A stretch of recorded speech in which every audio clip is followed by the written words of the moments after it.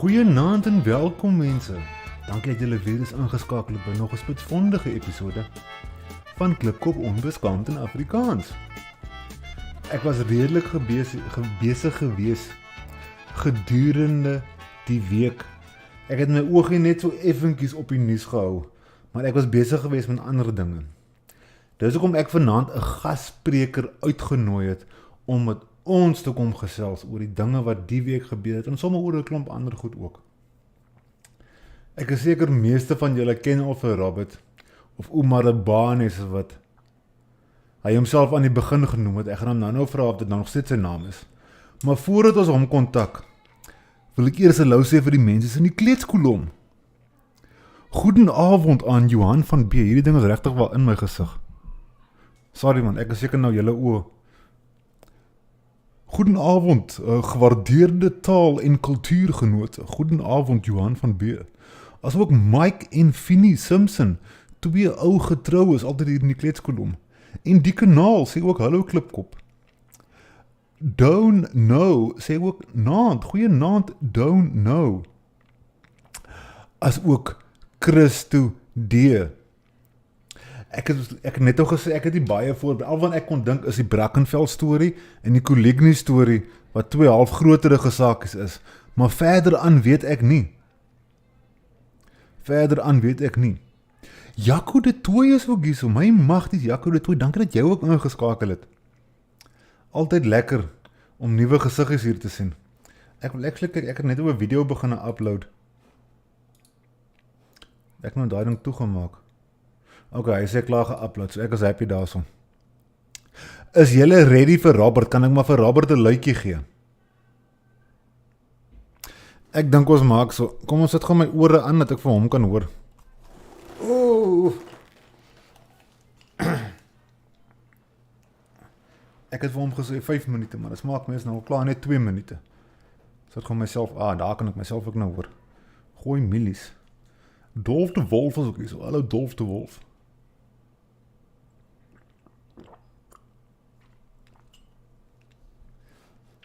Kom ons kyk of ons vir Robert op die lug kan kry.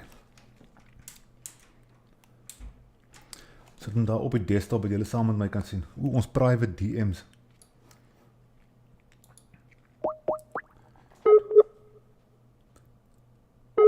Waar is hy? Boom, boom, boom, boom, boom.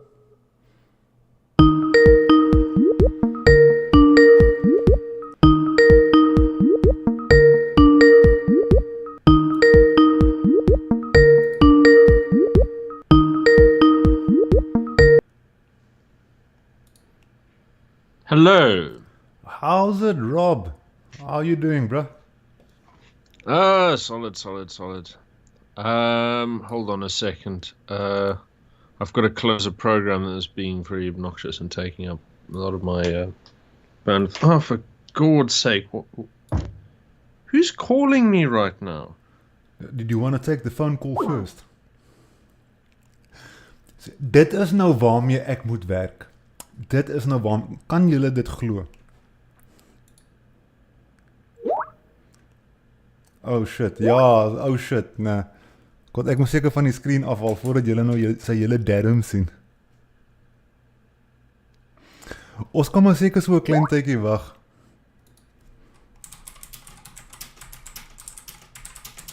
For a few minutes. Okay, ring me again. Moet try gou weer.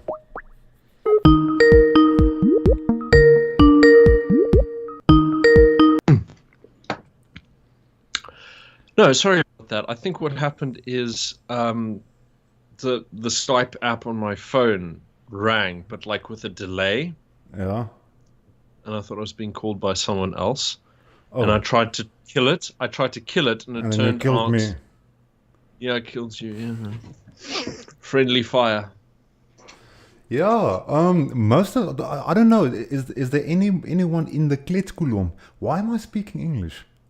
Jy verstaan mos goed Afrikaans. Ja, ek weet nie. Ek dink dit is is omdat ek in Engels begin het. Okay, ek sê wel wat. Jy is meer as welkom om Engels te praat soveel so wat jy wil. So ons weet jy praat lekker Afrikaans. Nee, maar hierdie is 'n so hier's 'n Afrikaanse kanaal. Ons moet Okay, maar ons moet beskaaf wees. As daar ooit iets kom, jy wil een of ander groot woord gebruik wat jy in Afrikaans wil gebruik. Jy gooi maar die Engelse woord, ek doen dieselfde. Ek het nie 'n probleem daarmee. Ja.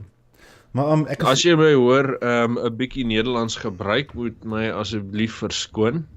daar is so 'n paar Hollanders in my chat gewoonlik. So jy kan maar lekker met hulle gesels. Ja. Okay. Nou, That sound. ek is seker die meeste van die mense in die kletskolom het nou al vir Robert gesien, want ek het hom ook al baie vir jou gesien.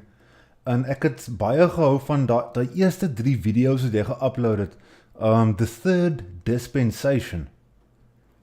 Ja, hulle is nou 5 video's daai. Ek het links gelos al klaar in die Die description. naam dit is the fourth dispensation. The fourth. Okay. En wat dit is die hele reeks lei op tot 'n beskrywing van wat voor ons lê as die 4de dispensation van Suid-Afrika. En ek het gesê dat kyk wat ons het is ons het die Unie gehad. Okay, en dat was ja, van 1910 en ek het 'n paar jare voor dit al beskrywe van die Jameson Raid en die Boereoorlog en daai goetertjies, maar dit was meer wat ek wou beskrywe is hoe die stelsel gewerk het en hoe hulle die mag wat hulle beheer het geregverdig het. En so alles soos 'n morele stelsel wat die politiek ondersteun. So dit was eers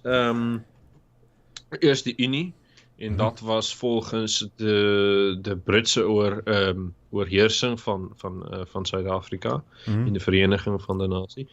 En dan daarna het was apartheid, maar ik heb een soort van gezegd dat apartheid is eindelijk de soort van een polis of maatregel van de Afrikaner nationalisme. Okay. So die stelsel is eintlik Afrikaner nasionalisme en een van hulle maatreëls wat hulle gebruik het om die mag te verdedig is apartheid. So. Ja. En dan die volgende stelsel is obviously the Rainbow Nation.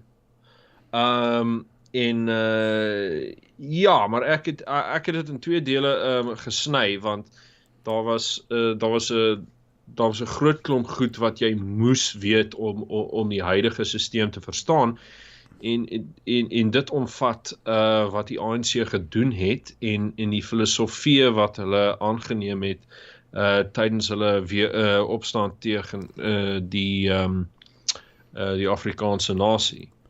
En so ek het dat so in twee stukke gebundel. En vir my so The Struggle en dan The Rainbow Nation. En The Rainbow Nation vir my dit eindig omtrent in 2013. En dan is daar so van die afgelope 7 jaar is soort van 'n interregnum. Die Zuma jare. En ons weet so ons weet nie presies waar ons is nie. Maar almal besef dat die glimlag sonskyn daar is oor. Ek stem heeltemal dat daar was eintlik vir my 'n spesifieke dag gewees toe ek besef dat hierdie rainbow besigheid is nou op 'n einde en dis toe hulle vir Thabo Mbeki uitgeskop het. Ek kon dit sommer dadelik sien die hele houding van die hele ANC leierskap het heeltemal verander toe hulle vir Thabo Mbeki uitskop.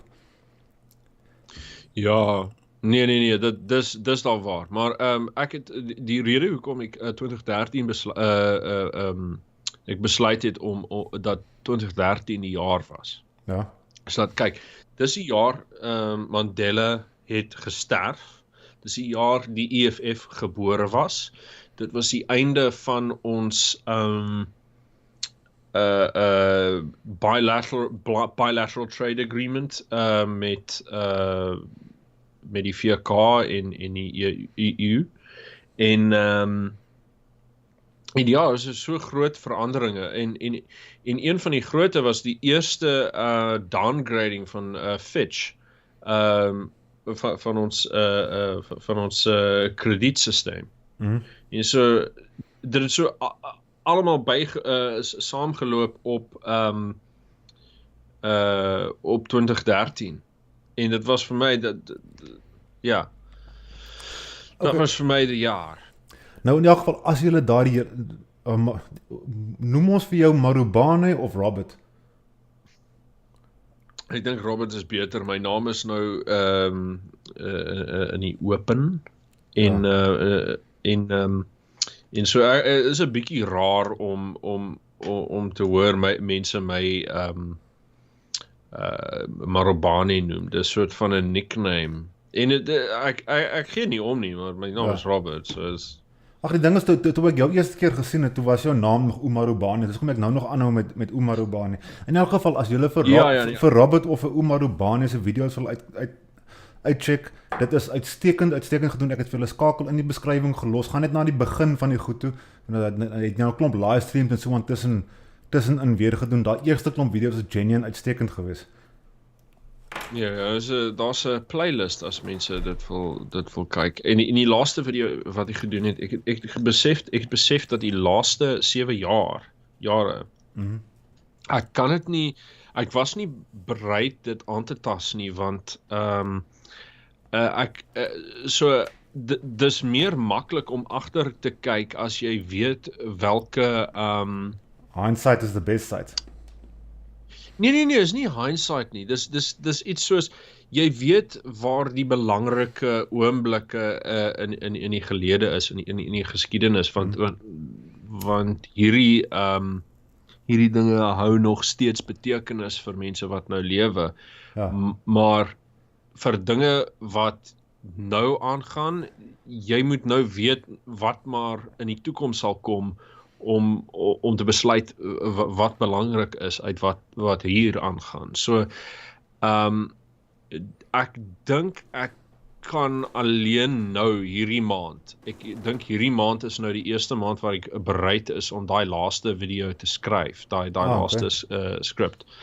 Maar ek is besig met die tweede laaste. So intussen tyd het ek twee video's geskryf, video-essays geskryf. En die eerste was Folkways. So dat soort van verduidelik die persoonlikheid en die loopbaan van elke nasie onder die Suid-Afrikaanse Republiek. En hoe hulle die politieke sisteem tref en hoe hulle is aangedink of in ag geneem deur die ander nasies.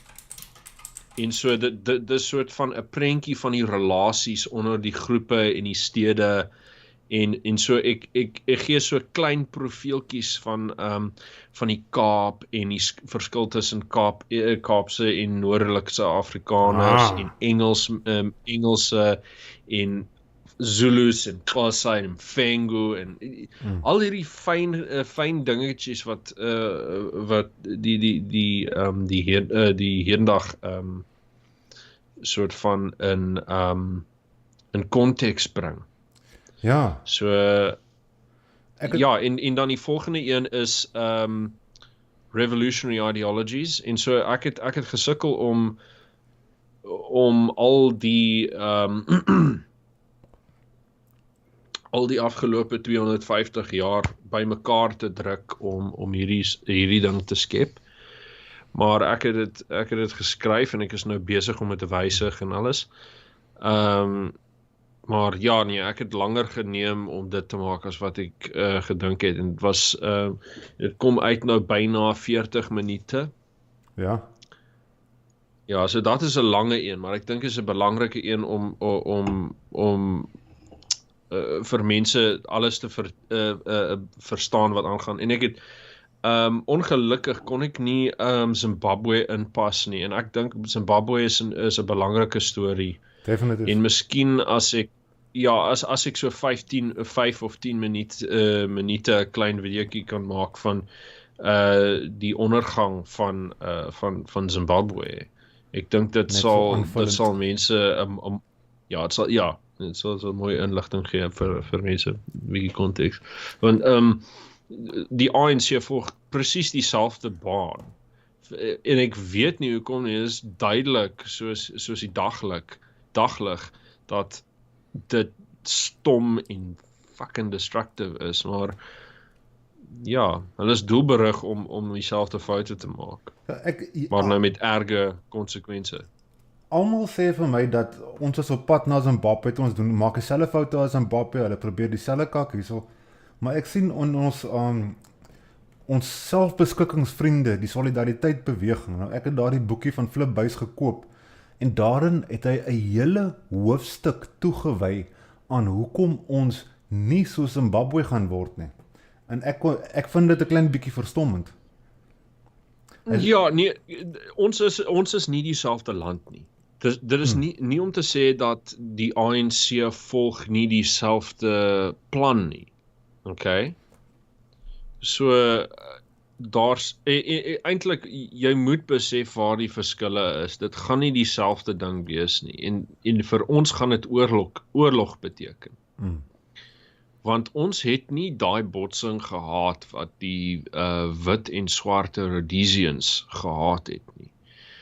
En daai kom nog en ek dink swart en wit Afrikaners is Suid-Afrikaners.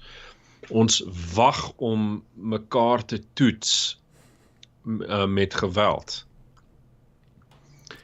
En ek dink dat jy sien dit onder de bewegingen van de EFF.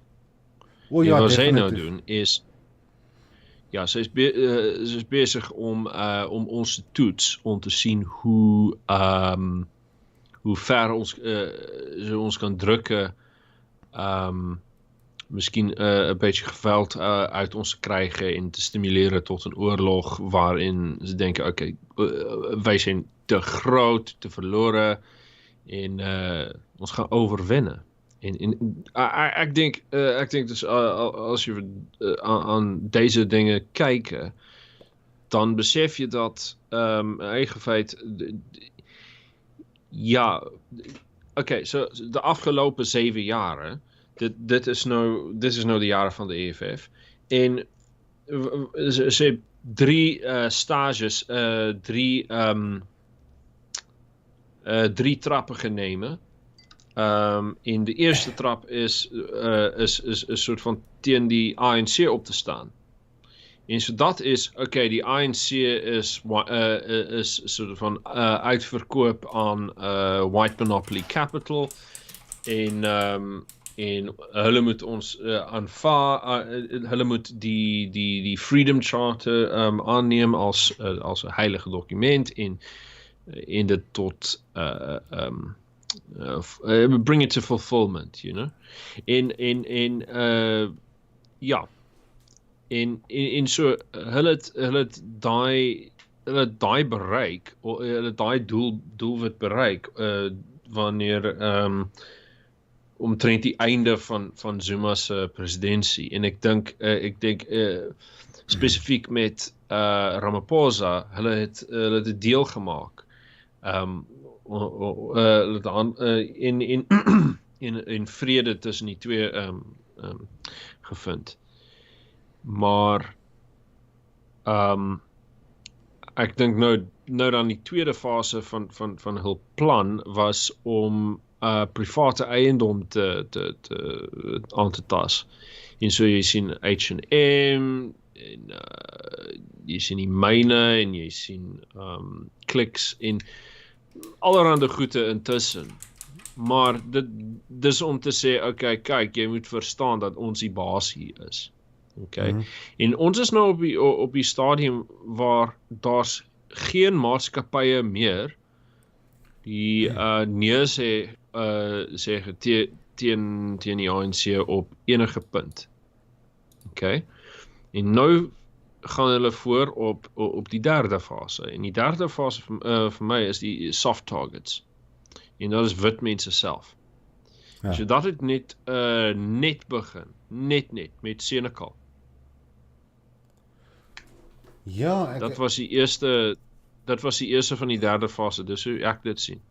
ek moet nogal sê, van dat Senekal begin het, dit asof hulle maskers afgehaal het. Ek bedoel, hulle is anti-wit rassiste. Hulle staan nog steeds natuurlik, hulle val die rassiste aan. Maar Maskers afgehaal. Nee. Dis geen masker. Hulle doen nou net iets waarop as jy nie erken dat hulle volksmoord wil pleeg nie. En hulle het dit gesê van die begin af dat dit hul doel was. Dis om die wit nasie te vernietig, okay? Dit was in die openbaar. Okay? Nou al die joernaliste het dit ontken en al die joernaliste het hierdie gesprek vermy. Maar nou is ons op die stadium waar almal kan sien, eintlik die masker het van die joernaliste afgeval. Want ons het almal geken waar die EFF gestaan het. Daar's nie een man in hierdie land onder ons nasie wat kan die EFF sien as enigiets anders as 'n gewelddadige en kwaadaardige klomp etters. Maar die joernaliste het so, ek weet nie waar hulle I don't know where they got the fucking nerve for it, honestly. Why did they go out and do that? Why did they defend him in the first place? Swart gevaar. Okay, Swart gevaar, dat is die rede. Jy kan nie swart gevaar skree nie. Okay, dis, ja. Dis amper soos daai G-word waar ons nou gaan praat. Ja. Nee, volksmoord is 'n idee. So, hulle wil volksmoord doen. Okay? They want to commit genocide and they've made it open that they desire it. So, die probleem as jy hierdie gesprek wil het op die internasionale vlak is dat kyk, die idee van white genocide of 'n wit volksmoord, 'n blanke volksmoord, is dat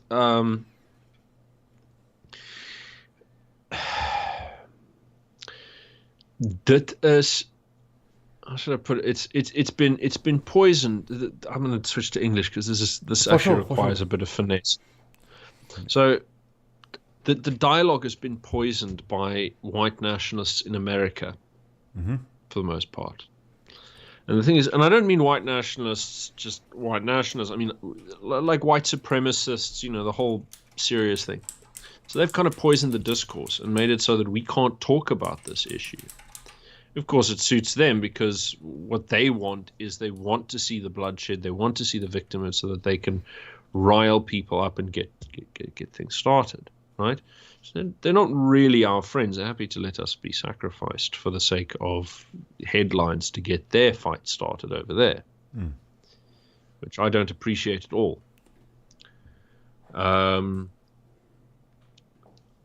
The thing about this situation is that their attention and their use of these words, and this silly bloody woman, Lauren Southern. Oh yeah. Is when she came and made that stupid documentary. I mean, look, the ordinary Afrikaner can see what's going on because we all understand the security situation that we're dealing with in South Africa has a certain nature. But you have to remember that the people who control the power and the information in this world, they're looking at the world through a very, very different set of ideas. And so they know that there's a taboo against believing that black people are capable of evil because black people are the victims of white supremacy. And so they look at South Africa. South Africa is the apartheid state. And the narrative which you read everywhere, and I mean everywhere, is that apartheid never really ended. Okay. And so white people are privileged and black people are poor. And even if, and then you get to a layer where people are slightly more intelligent, they've looked into the country a bit more, but then they'll say, no, I mean, yes, there are some white people who are less well off, but on the whole, there's far more black poverty. That's true. So then they go, okay, because you've got to understand the way they're looking at it is they can't see it as a risk analysis. They have to see it in terms of who is currently being more victimized. Okay? And so they say, who is experiencing more physical suffering right now? And that is the person who we will defend against all accusations. That's the mindset you've got to see. So they look at South Africa, and clearly black people, as a mass, are suffering more than white people. I mean, there's no denying it. I mean, I don't think. I think unfortunately we have to face facts here and talk about. We have to be able to see how people are looking at our situation if we want to know how to deal with it. So the other thing that you've got going is that when you look at the farm murders, you can point out that the homicide rate, the homicide rate amongst, the homicide victimization rate, should be very specific, is much higher than any other group except for a couple of neighborhoods of colored people in Cape Town. Okay, now that is also worth bearing in mind because I want to come back to that. So, because of that, everyone just looks at South Africa and say, okay, how many black people are dying? How many white people are dying? The number of farmers in the country is very small, so obviously even if you have a really high murder rate, you're going to get a very small number, absolute number. And black people, even if their average murder, sort of homicide victimization rate is much lower, the absolute number is going to be much, much higher. Mm-hmm. And so when international journalists look at the situation, they say, well, far more black people are dying. I don't care about your white shit. What you're doing right now is you're making white people special. Oh, yeah. Yeah. So you see that. So you saying, okay, we're the canaries in the coal mine. Our particular situation indicates that there's something coming. The fact that the government's refusing to pay attention to it, that politicians are calling for this, that they're refusing to recognize the problem, this is an extremely dangerous warning sign. It means something horrible is coming. You guys are right. You're absolutely right. This threatens an ugly future. But when you get behind the narrative that the international white nationalists are using, and you start saying things like, we're experiencing a white genocide, everyone looks and says, it's a conspiracy theory by a bunch of privileged white people who are just extremely racist and hate black people and think the worst of them all the time. And it's really hard because you're in the stage where you've got to try and prove what's going to happen in the future to these people. It's never going to happen. Yeah, you're never going to prove to them. Only when it's too late. Maybe not even then. That's true. So they won't believe that you're living under Nazi Germany until it's 1938 and you're all fucking dead. So, yeah, it's the same as a lot of Ponzi schemes, for example. Now you call out a Ponzi scheme, but the only time you can really prove that it's a Ponzi scheme is by the time everybody has already lost all of their money. So it's that same analogy. That's correct. So the issue is, in order to demonstrate what's going on, you have to actually have quite a good understanding of South African history and of the symbols that are used in language. That is something that is often overlooked, like the songs they sing. That's correct. So everyone can hear that it's homicidal. Right, everyone can hear that it's about killing white people. No one's stupid, right? But they go, okay, yeah, but like they're not killing people now. This is just like, when the black Americans get, really riled up and they say, pigs in a blanket, fry them like bacon. Yeah, but they're cops. They have guns, So there's that whole thing with. Now, if you're an ordinary person, you look at black people in the United States and you say they're a minority. If they get fucking racist, well, what does that really mean? They're a minority. They can't do anything. You know?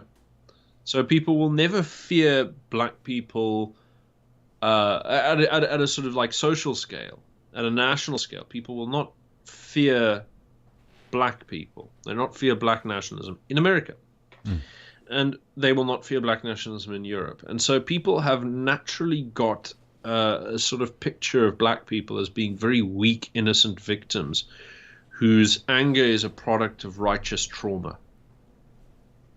So that's, and yeah, I mean, like I personally have far less sympathy than I used to.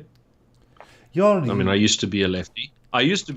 So I understand this perspective quite well. I wanted to raise that you point have just to a second try and ago. look. Yeah. So you have to, but the thing is, you have to try and look at it through that perspective a little bit, because if you can't see how you're coming across, you have no idea what you're saying means. Yeah, I was in conversation with an American, I think it was more than a year ago, and we were discussing all the problems, and he actually asked me, like, well, why is it so difficult? Just acknowledge that you are privileged and get on with your day. That's fine in America because the black people in general are a minority there.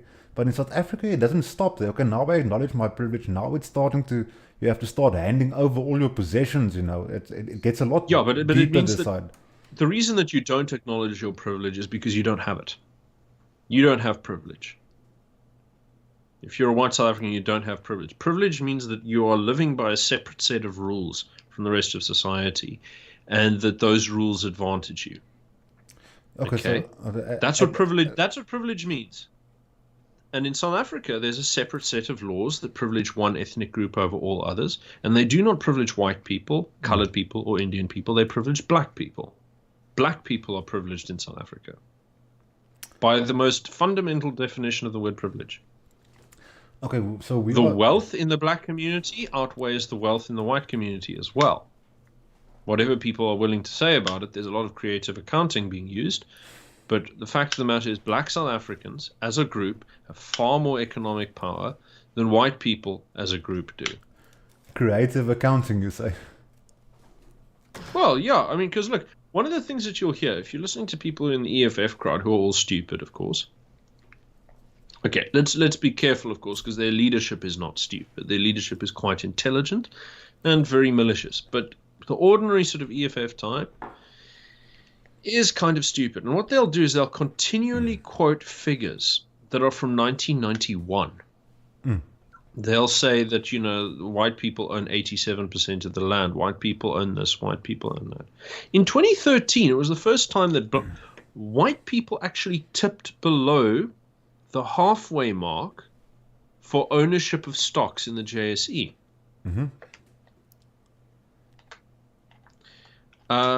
Now, about half of the stock is owned by foreigners, so I don't care what race they are, they're foreign.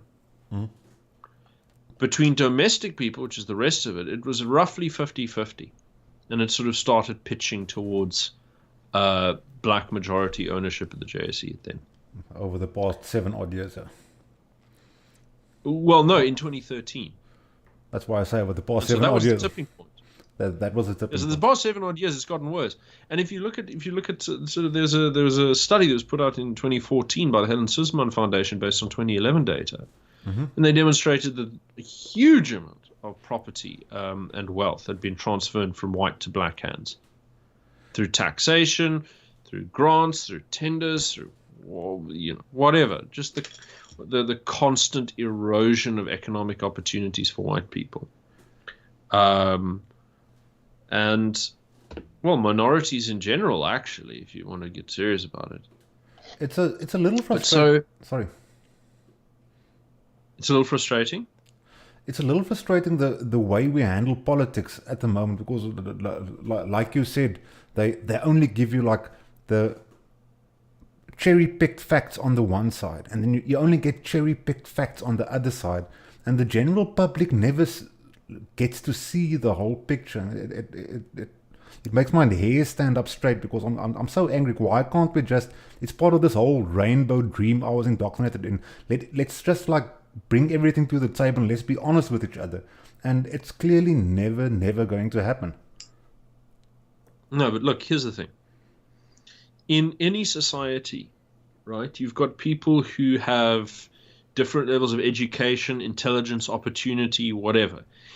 If you sit at the top of that little hierarchy where you're quite smart and well educated and you've got free time because you're relatively well off, you come from a decent class of society, like myself, you belong to a natural aristocracy, and you have certain duties that you have in society to make sense of things and to lead and give people direction and so on.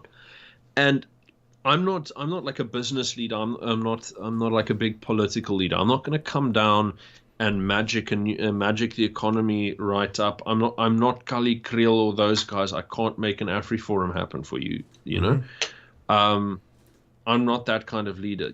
So they are your natural aristocracy. They're leading things forward. They're doing some stuff, but there's a limit. There's another function which the elite needs to do that is very seldom done, and that's sense making.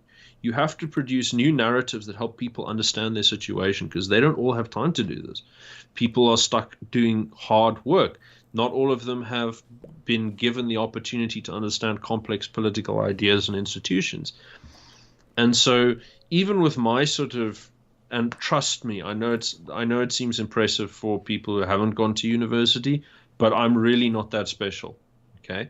The thing is that people who went to university like myself, they all end up fighting against the rest of society because they've been trained to think that way.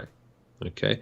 And I, for whatever reason, for my own peculiar reasons, I broke out of that mold, and I'm sitting here and I've got the opportunity to provide. You talk about how telling that story, telling people how it really is really, really hard. Because you don't have all the facts on hand, you don't have the stories, you don't know what to point to. Now, someone like me who studied politics and everything like that, and philosophy, and knows a fair bit about the history, I can go back and I can say, okay, here's all the stuff, and here's how you tell a story about it. And if I do a good job, it allows ordinary people to have an understanding, not just South Africans, but other people outside the country, to be able to look at what's going on here and say, that's what's happening. And for me, look, it's a tiny thing, but it does allow people to take action, or at least speak up in ways that are like coherent. So this is my tiny little part in a very, very, very big puzzle. And I think the thing is that we've been starved of elites. So every society is supposed to produce enough elites who care about their people, who care about their country, and who are honest and well informed, who are going to do whatever it is in their own capacity, whether as an administrator or a public communicator or an entrepreneur or anything like that, who are going to give something back to the community that ordinary people can use. You know, that's your job. You have to. Everyone's got a little part. Everyone's got a part to play. But we've been robbed of that because we've taken the opportunities away from people, so they go overseas to find jobs. Or those who stay are so indoctrinated that they do not believe they have the right to stand up, and they scorn and fight against anyone who tries to. Tell me more about this whole indoctrination thing. How does it work? Like, how does the professors do it? They don't see it that way. They don't feel that they're doing it that way. You understand? They believe what they're doing is, they believe they're just teaching people how to look at the world in a way that empowers the disadvantaged. You know? So that's how they see things. Well, what I always thought, like sort of knew, is the reason they come out of university like saying the things they do, because at university, the people they look up to, their professors and whoever taught them, every time they utter nonsense like, "I'll take power away from these people and give it to those people," they get a pat on the back and say, "Well done, you are a thinker. We have opened your mind." No, that's true. That's true. But you say the thing these is, professors it's about what. some of them believe they're doing the right thing, but I think increasingly they're doing it out of spite. Out of spite. Increasingly. Out of spite. Like, Yeah. why would they be so spiteful, though? Well, why is anyone spiteful? I mean, we all know spiteful people are in our lives, but just imagine they took all that spite and instead of directing it at their mother or their sister or their husband or whatever, they directed it to an entire race. Anyway. We haven't even spoken about Kraaifontein or the Kolekni or the sun, anything, and we're already 40 minutes in. Yeah. Well, look, I mean, the thing is that these are just details. Mm. And so you're going to sit here and people say like, well, is this a situation that is fair or not? And you fixate on the individual moment. Mm-hmm. But it distracts you and it'll draw you off into these little stories. Now, they're important to pay attention, but you've got to see them as part of a big picture. Can you do something here? Can you make a statement? And oftentimes you can make a statement. You can stand up and you can say, no, you don't pass here, no further. And I think Brackenfell was one of those, mm-hmm. where thankfully people stood up and said they will not take this. But you're going to have to keep doing that, and the pressure is going to keep getting harder, and it's going to start hurting. Standing up and saying no. Showing up at the picket line and just being there to say, no, we're not going to take this. And the thing is, you can't afford to do what might feel satisfying, which is taking revenge. You can't take pot shots at these people. This is not the game that's playing, because you're in a different situation now. Now, no one can afford to let this kind of stuff go. You just have to keep standing up in the morning and saying, okay, we're not going to take it again. And I mean, look, if you want to get into the particulars and what the difference is. So Kraaifontein, service delivery protest, and then what accompanies it is, I mean, like, service delivery protests are retarded. It's just like, give us free shit, you know. Look, service delivery protests, some of them are sound. There's basic shit that should be working, roads, water, electricity, or whatever. But I don't think anyone's going about it soundly. None of them are. I mean, if they were, you'd start to see some sort of change. They're not holding government to account, really. That it's most of what's happening, because it's within the NDR structure, is that their culture is that they use violent protest to demonstrate that they have strength, and they use it to leverage groups within the party for patronage and privileges within the movement.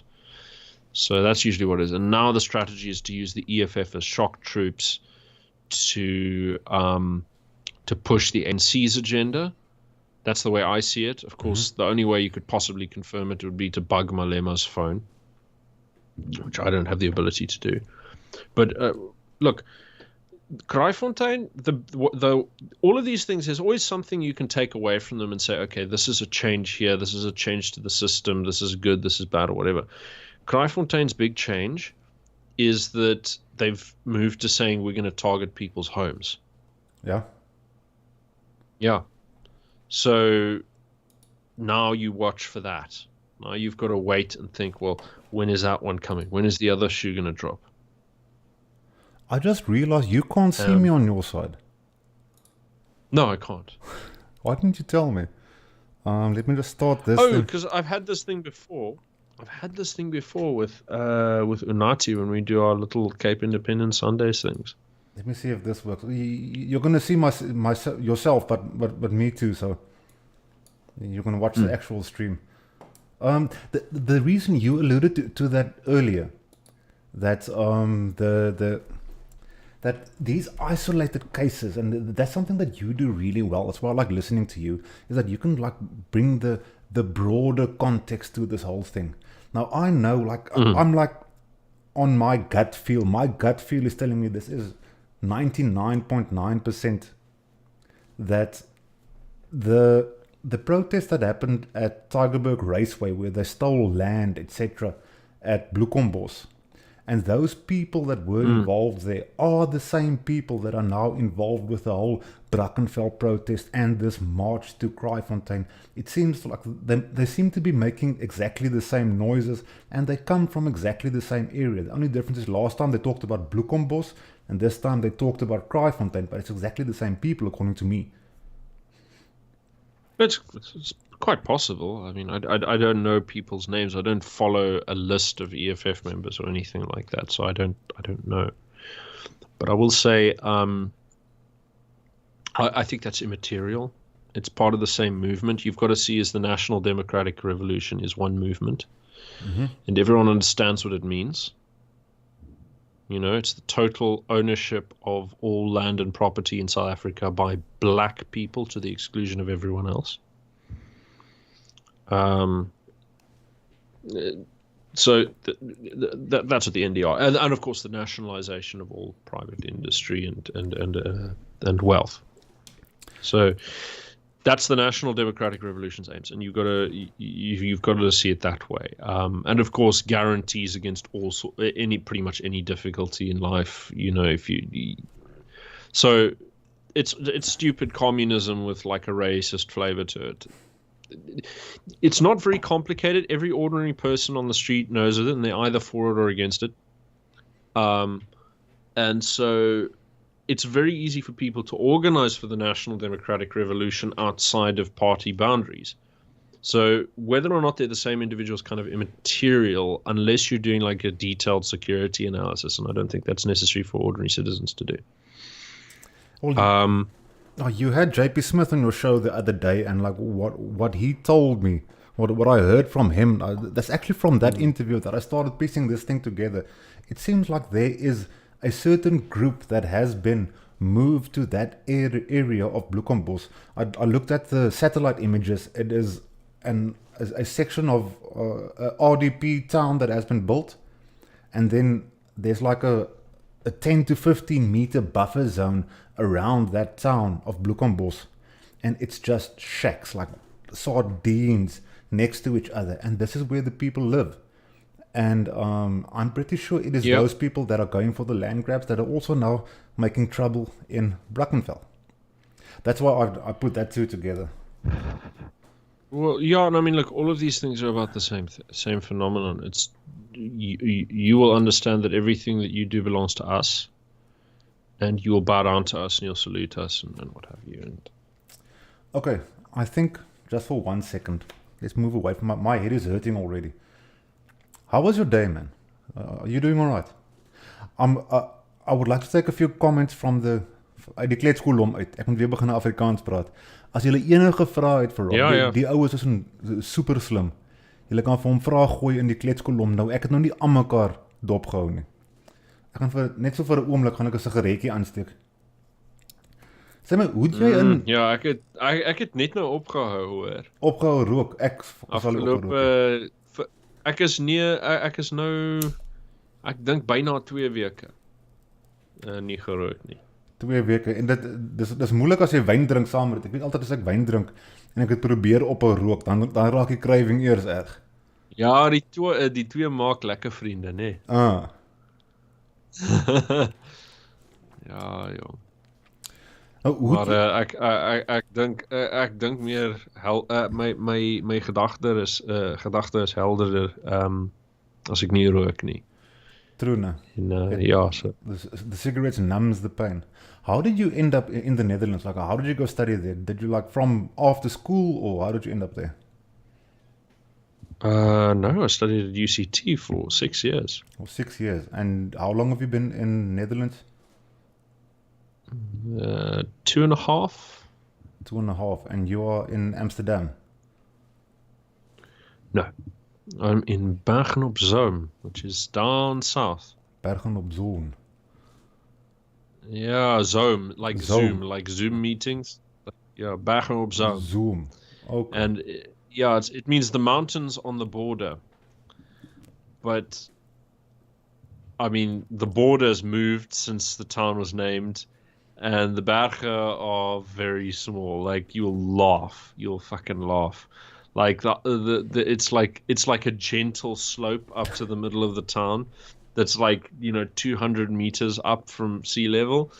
And then there's like this little hill that's near me over here somewhere. I don't know which direction, but like I think it's like a Bronze Age burial mound or something like that. And so like the what they call mountains here, I mean, my God, it's not even a hill. They've got a town called Zevenbergen, and it's like, it's pretty flat. No, definitely no Table Mountain. No, definitely not. No. The So- highest point in the Netherlands is right on the border, like in that little dangly appendix, but where Maastricht is. They've got like a little mountain that pops up on the border of Germany and Belgium, because they call it a drielandenpunt. And there's the highest point in the Netherlands is right on the edge of their country. Well, you obviously, okay, you've been there for like a bit more than 2 years, so you like sort of probably follow Dutch news. What's your take on this whole Dutch news is stupid. Like the stakes are so low. I mean, my God. I mean, The Stukstof thing, there's some merit in it. There's some merit in it. okay, so If you look at yeah, go. Yeah, if you look at any water around here, the canals are very green, because this is an agricultural area. It's a very small rural town. I'd say we're like the size of Wellington, maybe. Okay. And there's like a medieval town in the center, and then there's an industrial area, and then there's some sort of residential areas. And I live in a residential area, like one of the newer sort of houses. And so out there's a canal, which is very nice. The water is very green. The reason it is very green is that you have high degrees of nitrate and phosphate that leak out of the agricultural produce into the water table. And they cause massive algal blooms. They choke other forms of life out, so it disturbs the ecosystem a fair amount.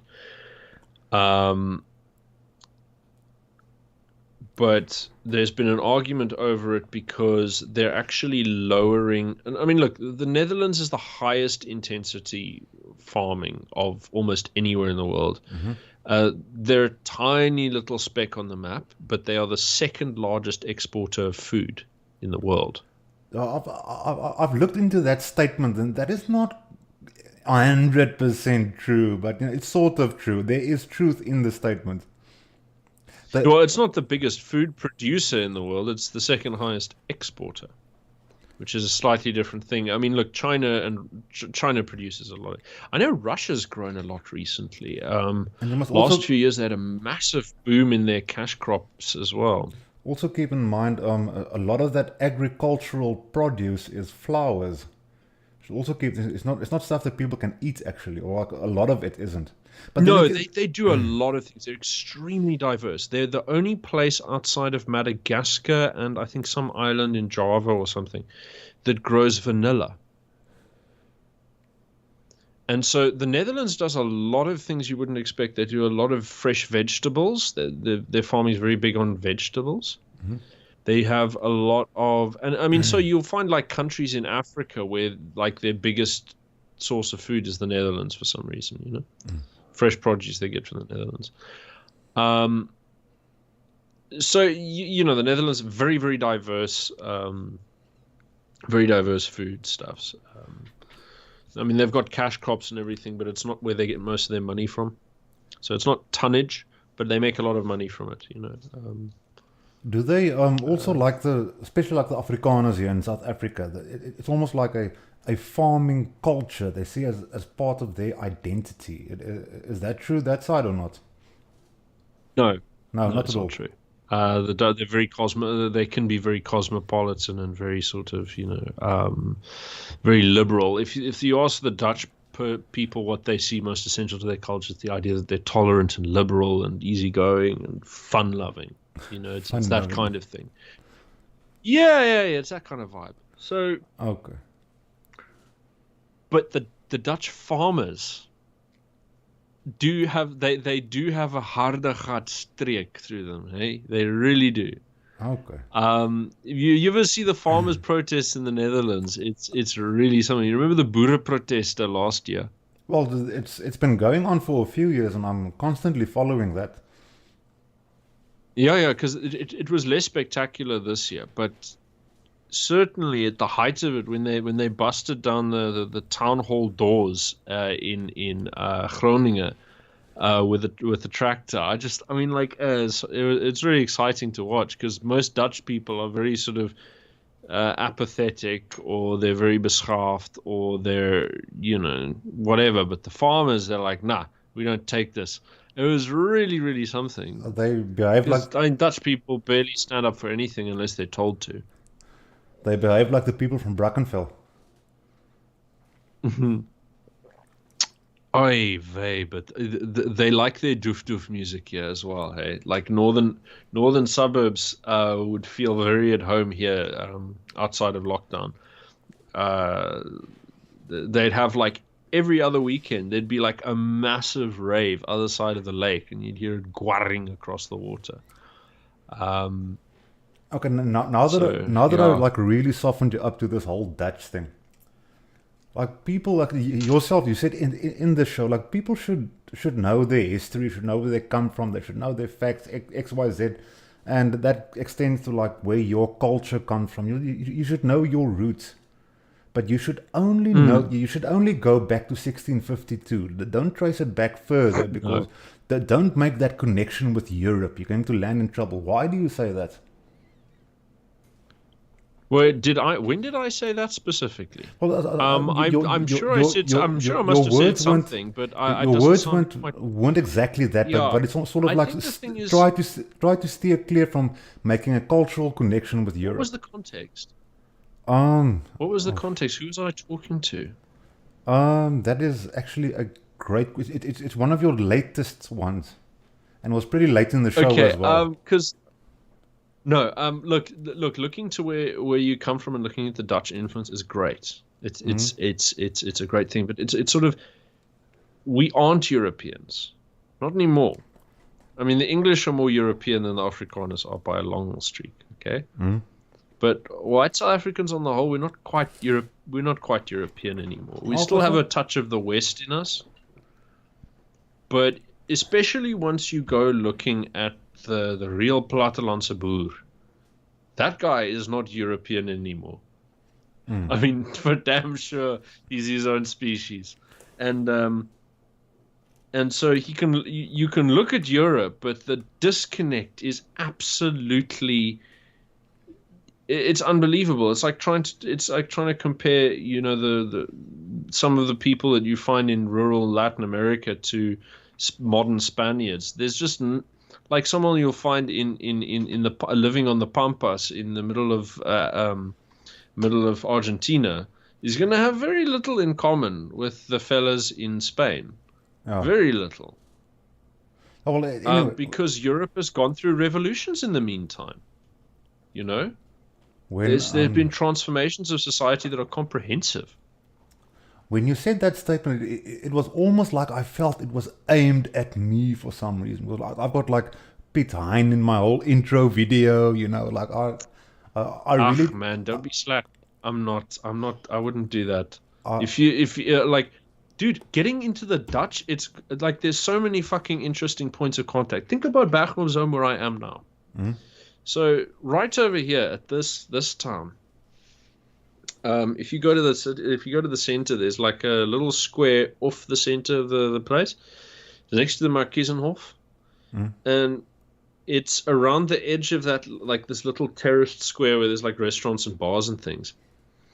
There's a big sort of steel plate that goes around, and into it is carved musical notes and words, and it's the words for the song for the town, which is one of the oldest songs that still exists. It's still sung today. And it's called Merk toch uw sterk, and it was made to commemorate the victory over the Spanish at Bergen op Zoom, where they turned them away finally. And it's I mean, if you've seen the second episode of my series, the one on Afrikaner nationalism, you've heard that because I play 3 different versions of it in that episode. The first is like an organ improvisation. The second one's this big choir, and the last one's a Bach choir, which is very special because they sing an Afrikaans version of the song that was used in the Tweede Boereoorlog, Tweede Vryheidsoorlog, as the Boerekrygslied. Mm-hmm. They changed the words to refer to the English instead of the Spanish. So that is another actual whole live stream I want to dedicate to specifically culture and music. In modern times, I feel that song has been disconnected from culture because we get CDs and tapes and LPs these days. People aren't motivated to. My reasoning is that back in the day when you didn't have LPs and stuff, you were forced to imitate what you heard, and that forced people to be creative and practice how to sing and how to perform, which helped the creation of new songs, etc., etc. Now at the moment, there will always be people that want to create music, but it's only like a small group of people that has that passion. Where back in the day, music used to be very organic. It was generated very organic from the people itself. But now it is generated in some studio. Now a guy with his guitars, oh, this will do good. Like, sing about De La Rey. No, but you look, that kind of deliberate song compositions always existed. In fact, almost all music since the dawn of time has been deliberately composed by somebody. It doesn't emerge spontaneously out of some magic sort of frisson between different people. What's different is that because we're so saturated with recorded music, we don't learn music anymore. So people don't even learn to sing together. You don't have drinking songs. You don't have in South Africa, we still have this thing where they're teaching all of these songs to people at high school, the war cries and all of that kind of stuff. So that stuff, that's real tradition. That's a tie to the past that's very easily broken. Yeah, the thing is, I want to keep it alive, the volksmusiek, but is it a battle that is winnable? Because like people in general, it needs the right moment. And the thing is that it's not just that. It's look at what keeps the songs alive in the black communities these days. Just like in the white communities, there are these touch points, right? Church, protest.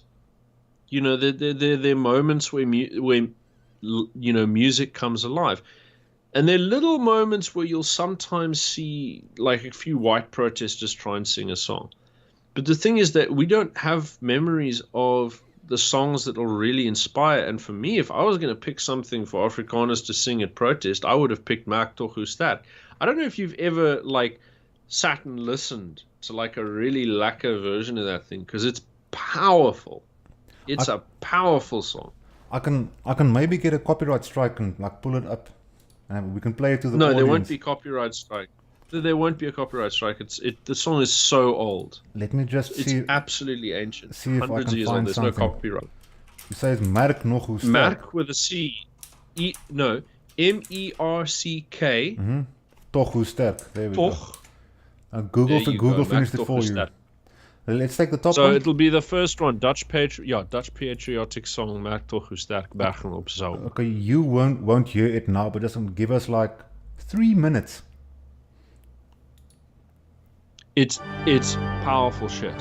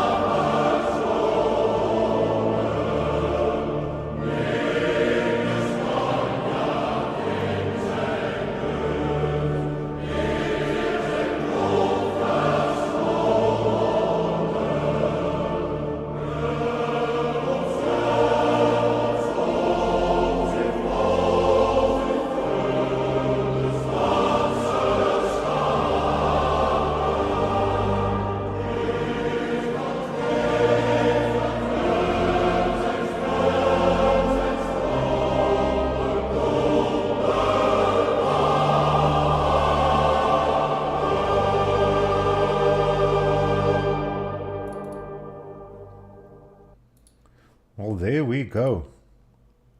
That is not the version I would have chosen. Maybe there's a one I like a bit more. Really? Yeah, it's like the whole church organ thing and everybody singing together. It reminds me of when I was like 6, 7 years old during the apartheid days, you know. If you manage a team, you have to try Monday.com. Yeah, I mean, like you'll think of it that way, but I mean, think of the rhythm and think of. I mean, like it doesn't even. I mean, I'm not. Never mind which song it is. It's about think of the fact that you've got something. They have something over here that. For them, if you're singing that, it has this strength to it. It's a song you can march to. It has a rhythm everyone can get into. I get. Take away the organ, and imagine those guys filling a street. The gees you manage to impart to your own people, and the intimidation you give to the others when you do something like that. It's powerful. When you stand opposite the EFF when they're screaming their shit, that's intimidating. There's a reason people sing. It's to empower yourself and to intimidate the enemy. It's why the haka was invented. It's not a small thing. If someone does something during a fucking battle, they're not doing it for nothing. I wanted to ask you now, is it like the Dutch haka or what? No, I mean, it's just this little town. You understand? Yeah. It's just this little town. So, but these are like, this is the anthem for a town. Yeah. Like, this is how the Dutch have such detailed local history. Look over here. Look what I got in a flea market for $5. $5. Look at this. Okay. $5, I got this. So, it's called, it's 2000 jaar geschiedenis van het Noord-Brabant. So Noord-Brabant is this little province. Since Jesus. So someone wrote a story from the earliest tribes of Romans that the Romans encountered when they were living here, when they were invading here. The first little setups and everything. They cover the fall of the Roman Empire and the rise of the local dukes, and it's just. They go all the way up through the medieval ages and the expansion of the trade routes down to Antwerp, and the whole thing. I mean, even their efforts in the Second World War and everything. It's so you get this thing where you have a local community. There's this glossy, like really dense, like good book over here that I saw in the bookstores recently. So the Historical Society actually puts out like a book or two every year over here. And like really good ones. They did 50 buildings that were destroyed since the Second World War. And like, so basically things that were beautiful buildings that were unnecessarily destroyed by the local council for corrupt reasons. And big, glossy, detailed photographs of the buildings, and then what it looks like after with stories of how it was used and who owned it and the whole thing behind every building. And it's a fairly thick book with like nice glossy photographs in it. And that's what they have in this little town. They produced a book on what they did, like 250 pages, just on the Jews of Bergen op Zoom before the Second World War and how they were destroyed. So they really like to document their history as well, which is a good thing, I guess. Yeah, but there's this love of local history, and you do have a bit of this in South Africa. But there's also an issue, which is that everything gets destroyed in South Africa, and everyone just feels like anything you hold on to will turn to shit. One of my friends actually said the other day that he's very, very concerned that all of the libraries now under state control isn't administered by people that give a damn about white history. So there's a very good chance he's right to fear it. That a lot of our history books, maybe there's some like amazing things that haven't been uncovered in recent years that is going to end up on a rubbish pile eventually. And is there any way that that's certainly the threat? Yeah. Is there any way, anything we can do to maybe save this from happening? Buy books. If you buy books, if you can find them, buy them. You know, look after them. You know, build libraries, scan them, digitize them. You know, if you're really dedicated to this and that's a project that you want to do, go into the libraries and you find old books and you borrow them and you scan and digitize them and you put them up on genlib. Library Genesis, which is it's like a book pirating website. You go and you upload the books, and people can go and download them. And and you can do that with the National Records, the National Archives. You can do all of that kind of shit. And there's people who spend, like my own family, do a lot of time researching genealogy, and so there's very, very detailed genealogies with they'll contain like historical names of towns and places that are no longer called that, and so on and so forth. And there are people who are looking after the history. They do exist, and I think they share the same fears as your audience does. I think it's very serious. I mean, we saw during the Rhodes Must Fall and Fees Must Fall protests that they burned down libraries in paintings. The UK. I know of two universities by name where they burnt the library down, and that was in UKZN and in Northwest University. If I remember correctly, specifically Rhodes Must Fall, they burned like old paintings, which That's true. I don't know, how was that allowed in the first place? How did they allow that to happen?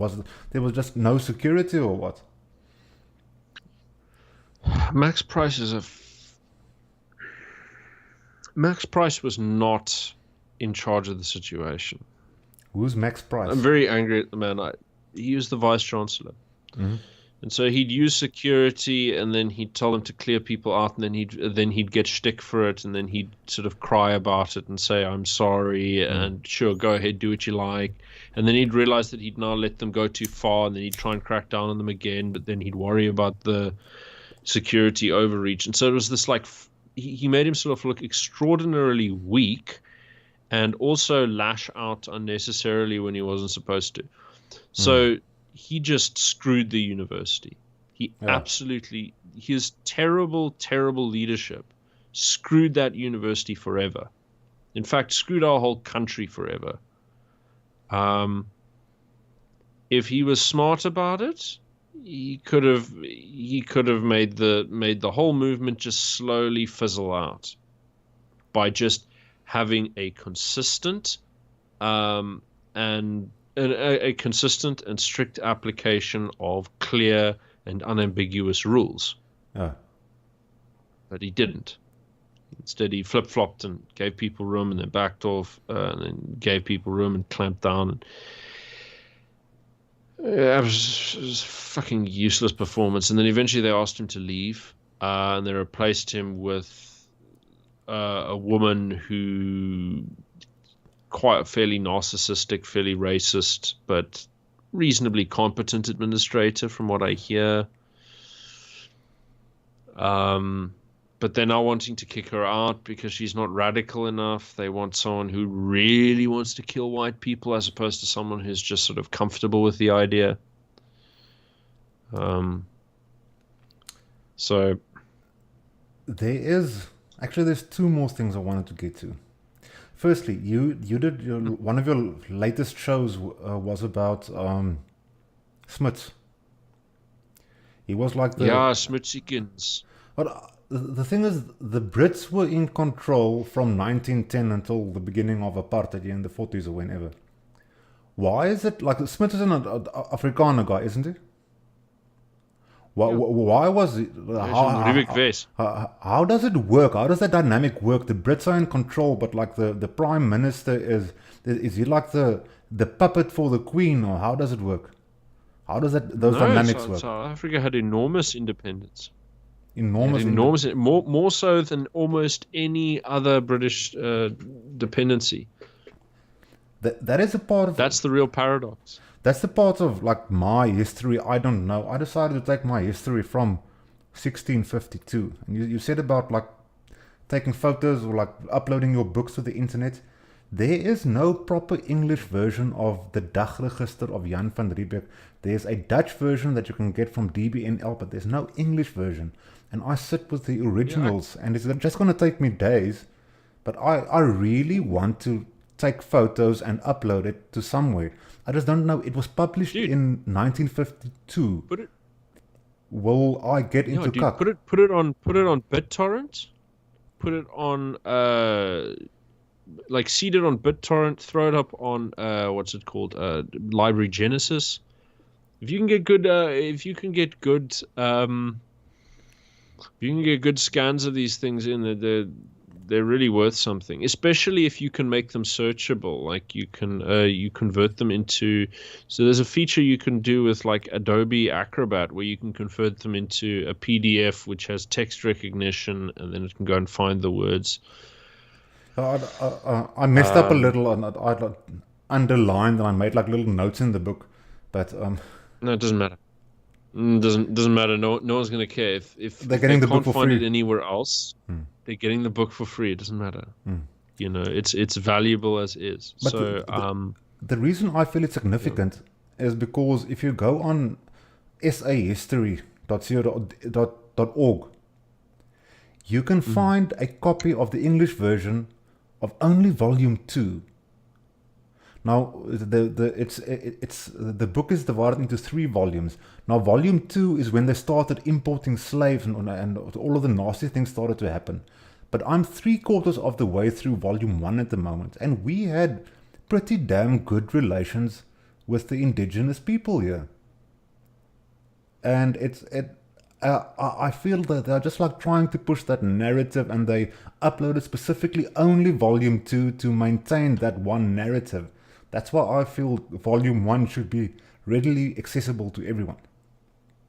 And that's why you should also look at Mansell Upham.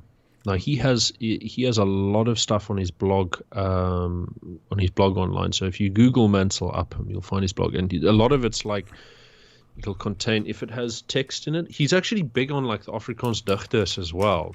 Yeah. So he'll like do discussions of like the history of like Afrikaans folk music, and it's like folk songs and poetry and like translations and things like that.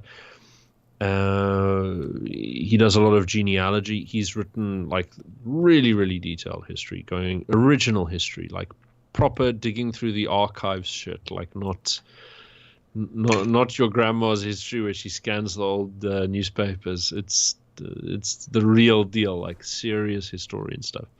And so I've got an interview that I did with him this past week that I'm going to put up soon, and it's I've been dragging my feet on that because it's actually 3 hours and I need to go through it, and there's like some bits I need to edit out the bits where we sort of some of the banter that we've had that is not suitable on air. Like if you're talking about private details or anything like that, you don't want to share this online in public. Sure. So before I forget. So I just need to like trim some bits out, and then I'll put it up. So that's going to go up in the morning because I should finish it this evening before I go to bed. But he's really amazing. He's got a fantastic memory for his subject. And I don't think there's anyone else who's more of an expert on early Cape history than he is. And he goes in my little sort of like filing cabinet of independent scholars, like people who are doing history outside of the mainstream. And I interviewed one of them, Otto Pohl, recently. I don't know if you saw that guy.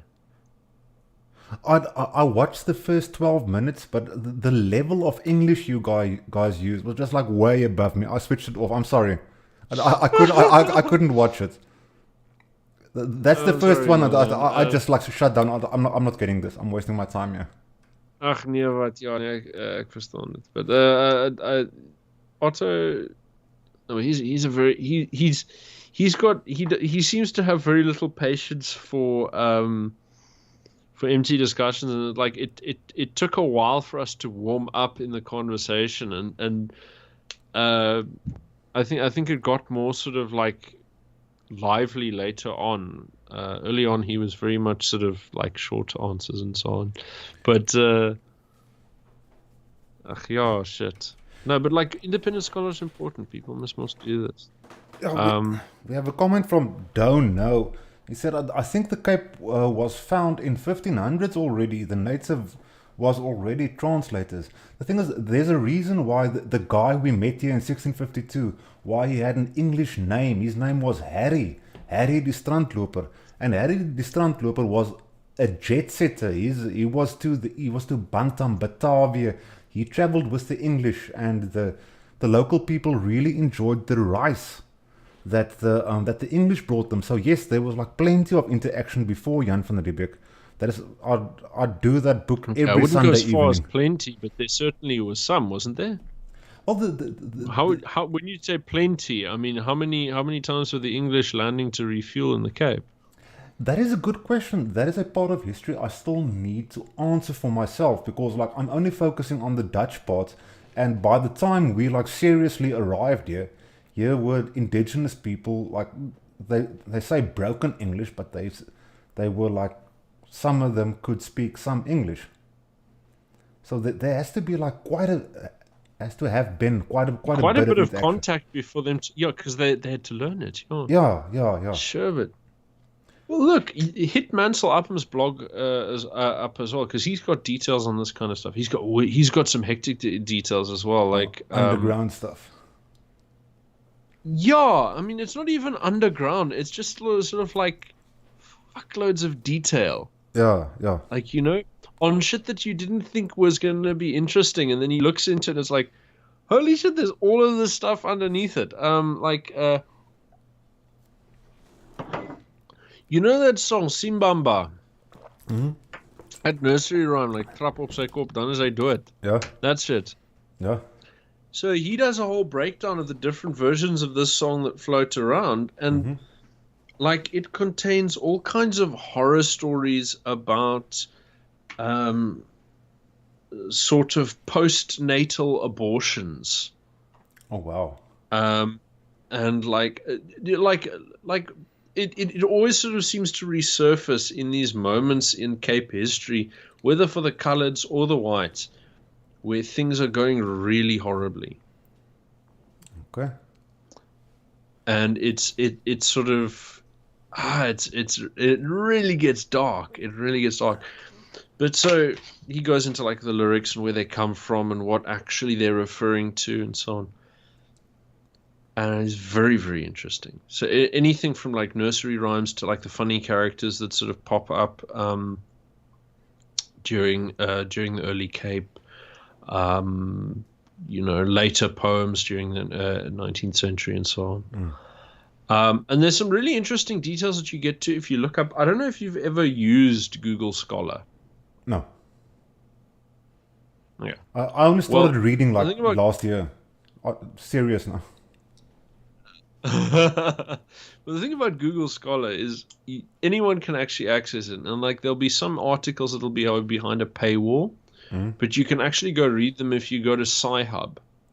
And you just paste the URL in there, and it gets you behind the paywall. Okay, lekker. And so, yeah, and so it's really lekker, and so you get shit that like people don't read. It takes a while to find quality articles because and learning to distinguish shit from Shinola is actually quite an art, because if you're not used to how academics bullshit,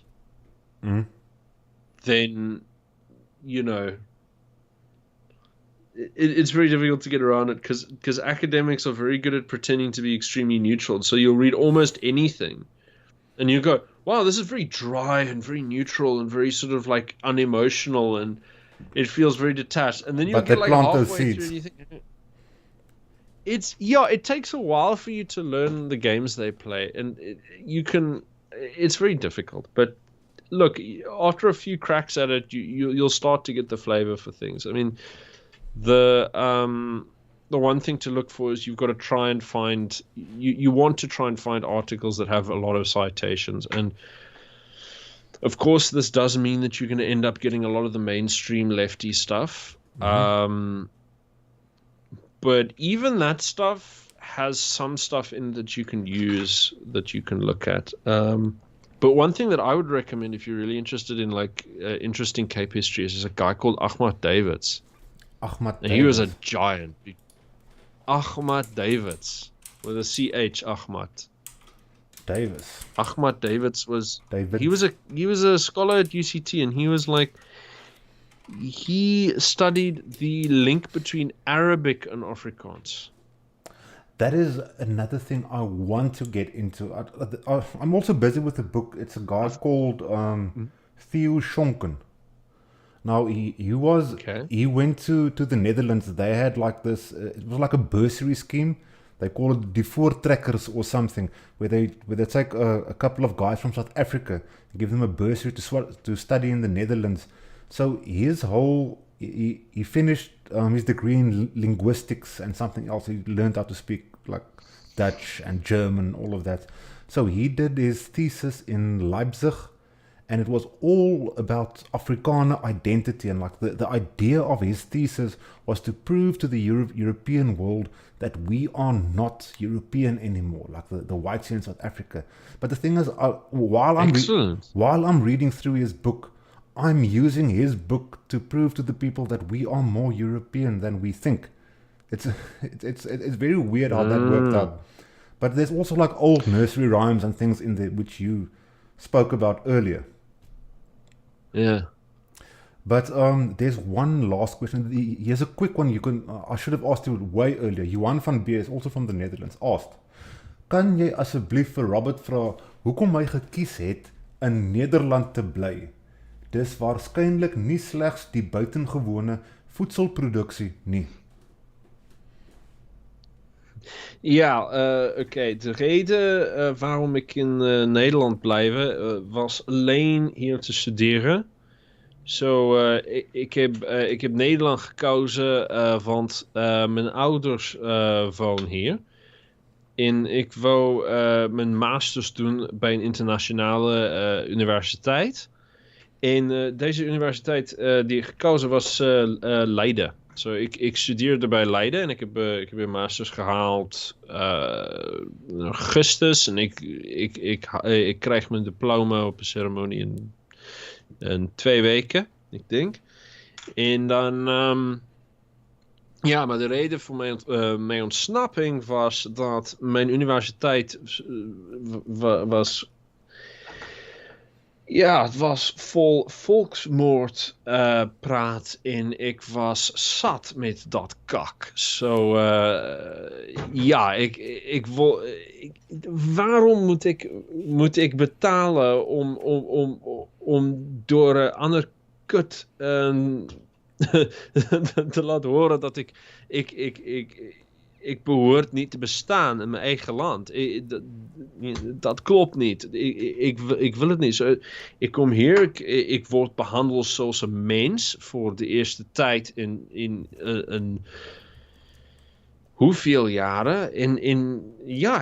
Ik voel goed, ik voel gemakkelijk. En hier is alles stil en rustig. En mensen heeft geen echte problemen. Dus geen echte problemen in Nederland. En zo, alles is lekker rustig. Maar ik moet op de oude eind teruggaan. Dus ik moet. Maar voor nu, ik ontspan een beetje. En het is leuk om te ontspannen. Kijk, dat eerste moment waarop ik hierop gedaagd heb, dan voel ik dat stress van mijn lijf afvallen. Dit was zo eigenaardig. Want in elke dag die ik hier ben, wordt de stress in mijn lijf en mijn ziel minder. Ik voel het alsof alles al die gedwongen in haat, in gewelddadige gedachten van die alledaagse leven in de Zuid-Afrikaanse samenleving. Allemaal loopt rond in Zuid-Afrika met deze zware trauma. En ik versta het niet. Ik versta niet hoe mensen zo rustig hier was, maar dat maakt zin, het maakt logica, maar de verschil is dag en nacht. Dus het was is helemaal boeiend. Dit voelt beter. Ik denk ook dat mensen in Zuid-Afrika snappen niet dat het mogelijk is om zo goed een leven te hebben. En ik denk dat voor ons minderheden die in het buitenland heeft gewonnen, in de eerste wereld gewonnen heeft, wij moeten toch dat soort aspiratie terugbrengen om voor mensen in Zuid-Afrika te zeggen, nee, wel, dit kan toch beter. Dit hoeft niet zo erg te zijn. We behoort niet zoals dieren zoals beesten te leven. Je weet? Ja. Soos beeste te lewe, sê jy. Hoor hierso. Ja, beesten. Beesten is animals. That would be the way that you say it in. Okay. So they'll refer to, like, if you find a mouse. A mouse is a beestje. Like an insect is a beestje. And you don't say allemaal. You say iedereen. Because. And you don't say puss, right? You say kut. That is correct. Godverdomme kut, hoer. En no, hier, ja, de Brabantse accent is goed. Yeah. Now there is one. Like the accent on South is really heavy. There is one last, like, big-ish question. Now, everybody talks about the national democratic revolution on the right and the left. The left talks about it as something to implement, and the right talks about it as something to, like, try and stop. Now, I went through the trouble. I found survive at the very least. I found what I thought was the National Democratic Revolution, like the African Communist publication. I think it was from 1962 or something, and it was a very, very painful read to try and wrap your head around what they are trying to say there. But, you know, even after powering through it, I realized that this isn't one document that is cast in stone. It's sort of like a living document that changes over the years or whatever.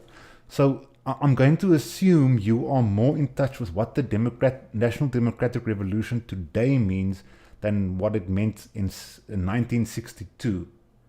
What does it mean today? I think what it means today. Let me see if I can find this thing quickly. So, actually, no. This is going to be more of your ugly, obnoxious English. Go. If I read that out. Go. But so there's an essay by Karl Marx. Mm-hmm. I was going to go find it and read a paragraph from it, but it doesn't matter. Go. If you need to bring the context, bring it. Do it. Okay. So the reason that I say Karl Marx, for almost all, so I've got to boot it up because I turned it off too. But look, the thing is that Karl Marx really distilled what it means to be a revolutionary. He didn't invent these things. He inherited it from the French Revolution. Okay. So, but he distilled these ideas, these revolutionary modernist European ideas, to an absolute to their purest essence. Mm-hmm. And the revolutions in Africa are almost all Marxist in character for a number of reasons that, you know, Soviet Union, but also Western powers being in contact with the Western intellectual tradition means that you're going to be in contact with the left. The left is a Western intellectual tradition, right? So he wrote this essay called, so you know there's this big German historian called Georg Hegel. Well, now I know. Okay, so he's the big fat bastard who strides the continent with his big pompous thought. You ever hear the phrase "the end of history"? Nope. Okay. Okay, we're on that level now. Okay, never mind. Sorry. But so he had this idea that you're progressing, history is progressing in a certain dialectic where human society is trending towards freedom and equality, right? And brotherhood, you know, all of that French revolutionary shit. Liberty, égalité, fraternité. And so he says the way it sort of moves towards this is you have pressures due to limited resources that force people to cooperate in various ways, force people to fight each other in various ways. And what you have is you have a discussion between different groups in society over how society should be run. But it always forms as oppositional power groups, and instead of being fought out as an argument, it's fought out as battles and revolutions. Ja. And the more effective, and so what will happen is you'll have the way that society is, that's your thesis. Then you have an opposition, that's your antithesis. And then they'll come together and they'll form a synthesis. And then this synthesis becomes, that's now the new thesis. And then there's another antithesis. And then it just keeps going on. Right? So then he says that the point at which it's attempting to reach is where all human beings are equal before the law and everyone's got liberty. And so the sketch of society that he lays out is one in which there's no barrier to standing for office for any man, woman, or woman or anything like that. And free equality before the law and so. But Marx says, no, this isn't it, because you're still alienated from the state. There's still class divisions. There's still, employer and employee. There's still rich and poor. There's still the priest and the parishioner. There's still the men who are in the office, the government offices, and ordinary people like that. And he says, well, no, society has to actually trend towards a dissolution of all of these alienating things, not just the privileges of class like the dukes and the lords and the kings, right? You get rid of all of those divisions and you liberate all of mankind from all of the compulsory divisions and alienations. And instead of having the state being something that's over there, you're going to make everyone be part of it in a direct democracy. And the only way to do this is to eliminate all of the things that hold us apart, so like property and all this kind of stuff, right? And he sees this as the full realization of democracy is the dissolution of the state. Mm-hmm. And then later in his life, the Paris Commune happens, where they try to do something similar in a brief revolution where they take over Paris. And it doesn't last very long, and it's very messy, and it's stupid, and it lasts for like a month or something. But he says, oh, no, this was it. This was the first actual attempt to realize the final product at the end of history. So there's this idea that is understood by people on the left that you maximize democracy by flattening out all of the distinctions, and even the state itself is a tyranny in some way. But the way in which they have to actually, the goals like just removing property and removing inequalities and so on, that requires the state to actually do those things. So in their attempt in sort of trying to eliminate the boundary between the people and state, instead of withering the state away, what they do is they empower the state to take over everything, because it's the only instrument that they can use to do the things that they think need to be done in order to pull everyone together. And this is never popular when it happens, because it's disruptive and it destroys the economy, and and it requires a lot of arbitrary and invasive law. And people really, really don't like this. And so over time, things keep getting worse, and then you have to use more violence, and it becomes more alienating. And then this is what the Soviet Union went through. Everyone knows that was an absolute disaster. It's based on these ideas. It's sort of a realization of democracy and equality and liberty and all of these things we're told are goods in themselves, right? Mm. But so the National Democratic Revolution promises that, and then adds over the dimension that actually black people are the only people who deserve to live here and own stuff. And they add another condition, which is instead of just getting free stuff, they want the ability to appropriate for themselves. So there's some like African traditions that creep in here, and they're not many of them, because the people who came up with these ideas are very westernized. Mm-hmm. But you look back in the early days, 200 years ago, South Africa's like got a couple million people in a land that's 3 times the size of Germany. So much space, right? If you don't like where you are, you can move on. Easy. You know, if your chief is a dick, you find another chief, you sidle up to him, and he says, oh, well, you can go farm there because Sipo grazes his cattle there on the weekend. It's kind of fine.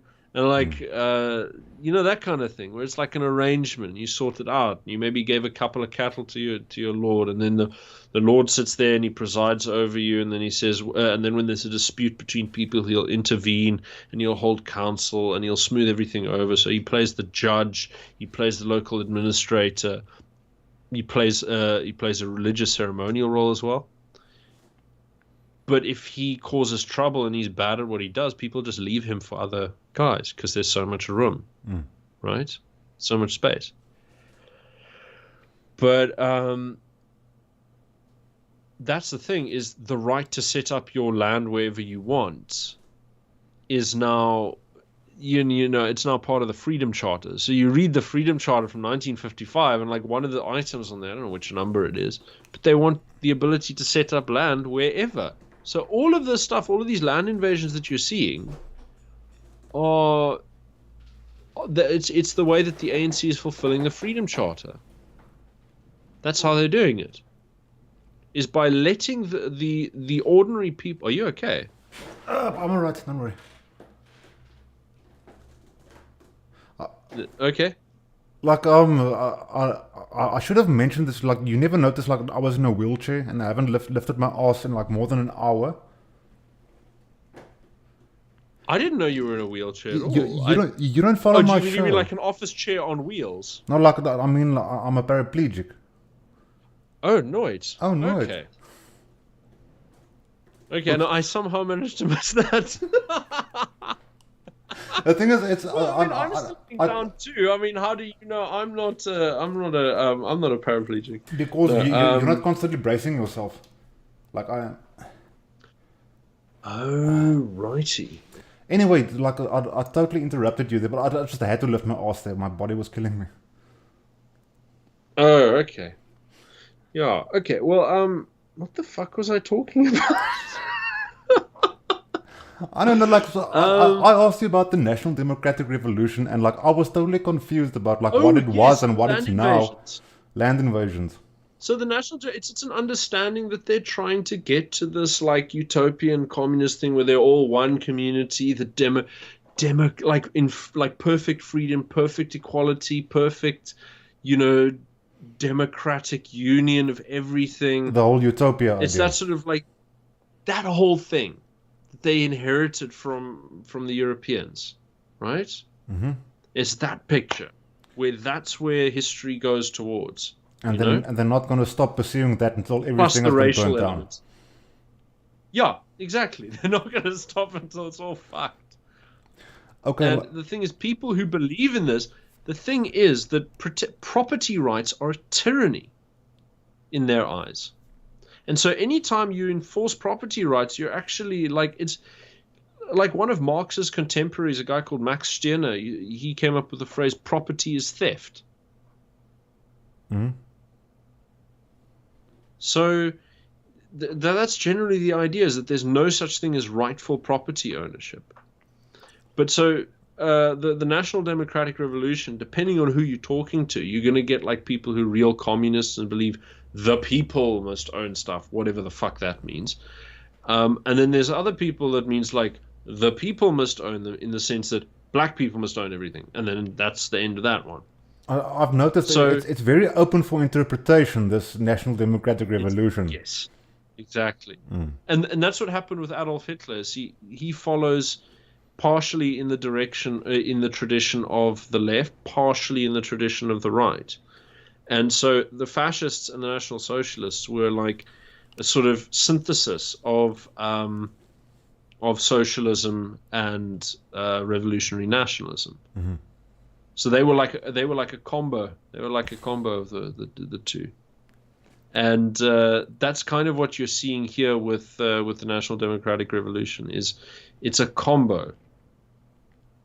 So that's what it is, and that's why you end up with like Julius Malema so closely resembling the Nazis and the fascists, because it's the same root. It's the same basic impulse, that sort of race in-group impulse that all human beings have, dialed up to 11, and added to all of this utopian revolutionary bullshit they borrowed from the Europeans. And it's like pouring gasoline on a fire.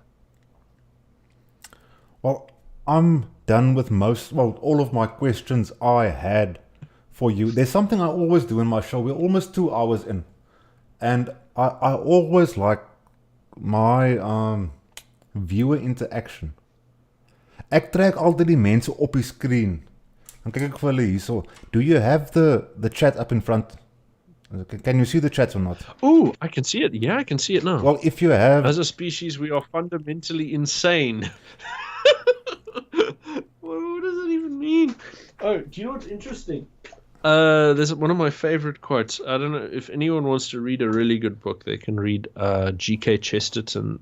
He wrote something called what is it called? Orthodoxy. And he said something really cool. So he said that a man who is insane isn't a man who's lost his reason. He's a man who has lost everything but his reason. Say that again. A man who is insane?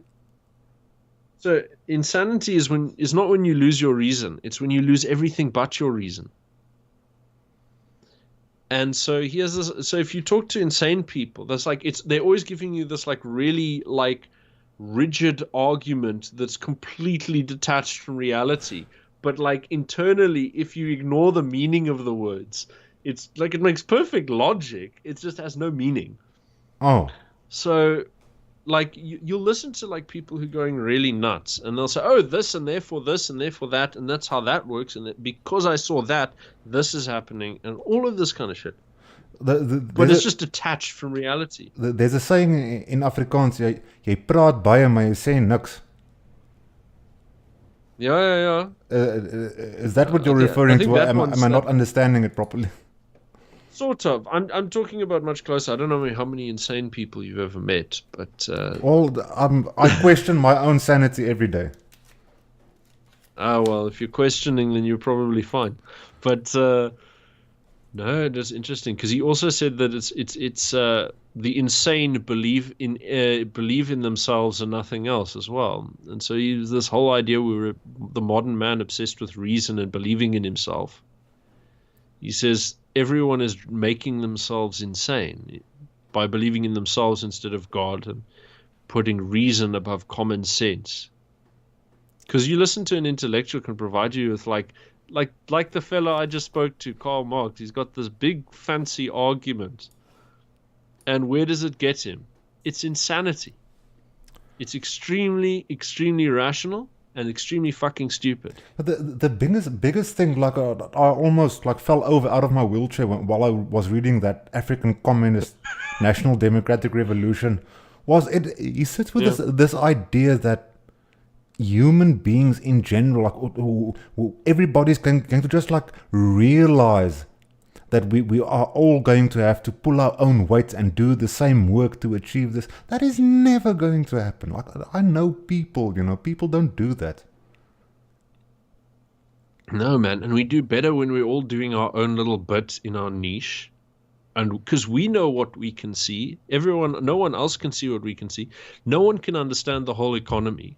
Mm-hmm. Anyone who tells you they do are fucking off their bloody rocker.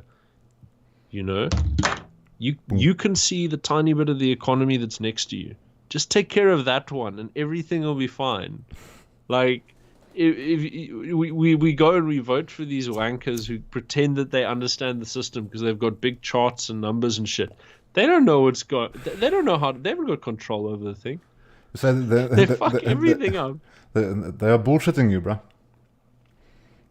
They believe that they actually know what's going on. They really on that level, their instruments are enough. Yeah, they really believe it. And like the truth is, look, if you want to see the ideas that serve power get promoted by power, ne? Mm-hmm. Right? And so all of the popular ideas are Keynesian economics, which is it's achieving socialism through welfare and make work schemes and printing money. No? So I call Keynesianism slow motion Mugabenomics. And it's popular everywhere. And Karl Marx is popular everywhere. What is absolutely shunned by every think tank and every government is a set of extremely erudite philosophers who are constantly proven right, but never employed, called the Mises Institute. Mises Institute. Named after an Austrian guy called Ludwig von Mises. And so they have some interesting ideas, and they talk about, hard currency, and they talk about the necessity for the economy to be free and loose, because no one can calculate all the different needs in the economy. People need to find their own niche and how they work in it, and let the market take care of itself. And if something fails, it fails. If it succeeds, it succeeds, and let things get on. When you try and intervene to make things right, you introduce all kinds of problems. Rob, I'm not going to lie to you, my head is hurting at the moment. I brought you in because you are a clever oak, and you do have a knack. Sorry, man. And you do have a knack of explaining things that a Klipkop like myself can understand it, and also bring some context into the smallest things, like how does the small events fit in with a bigger narrative. And I think you did that successfully. And I want to say thank you that you joined me. Oh, it's a pleasure, man. Thanks for I don't mind at all. I can promise you now, you couldn't see the chat the whole time, but there was at one stage there wasn't one comment that wasn't in Dutch. So maybe in the future you're gonna have some more Dutch viewers on your channel. His link is in the description. Ja, miskien. And hopefully they appreciate it. And while I'm still in the Netherlands, who knows? Maybe I'll get some contacts out of it. Are you good with me? I know I'm just a Klipkop, but do you want anything from an Afrikaner perspective? Maybe. Do you have a question for me?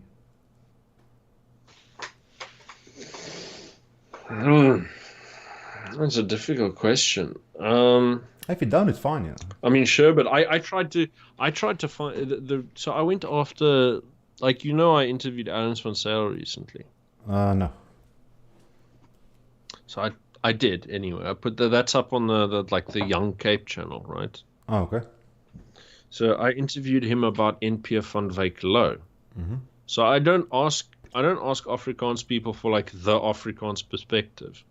I did one with I'll say well, what's your area of expertise? What do you actually know about that's pertinent to this? And so if I was interviewing you, I'd sit you down and we'd talk about Jan van Riebeeck and what all of his shenanigans and what he got up to, because you've read those books. Oh, and I haven't. Some of it.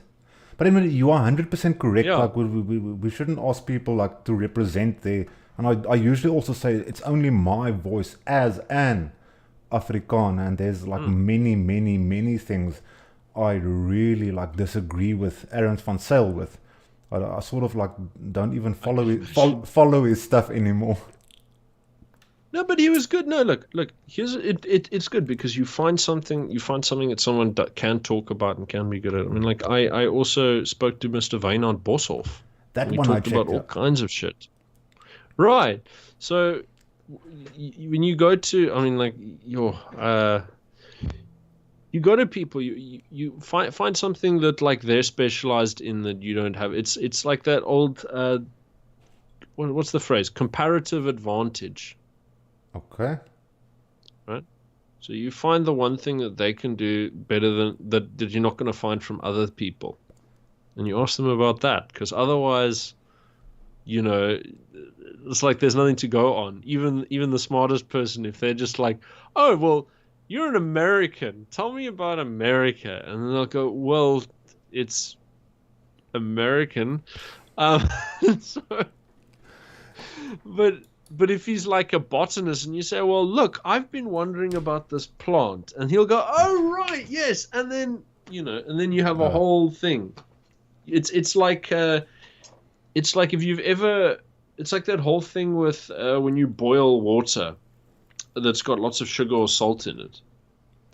And you drop like a crystal into it, and it's around that like little bit of grit or crystal or whatever you throw, that all of the crystals will grow and separate out of the water. So you've got to have something for all of the ideas to settle on, you know. Ja. So we had the EFF, what they're getting up into Kraaifontein, and so I said, well, here's the lay of the land, and here are the things you need to bear in mind, like and then Kraaifontein just sort of like falls into the pattern as a nice little piece, you know. Maar dan toe. Baie dankie vir jou tyd, Rob. Ek hoop ons maak gou weer so een of ander tyd. Ek is seker die kykers het dit geniet. Mooi. Lekker aand vir jou. Ja, goeienaand. Cheers, bra. Dankie vir die geleentheid. Bye.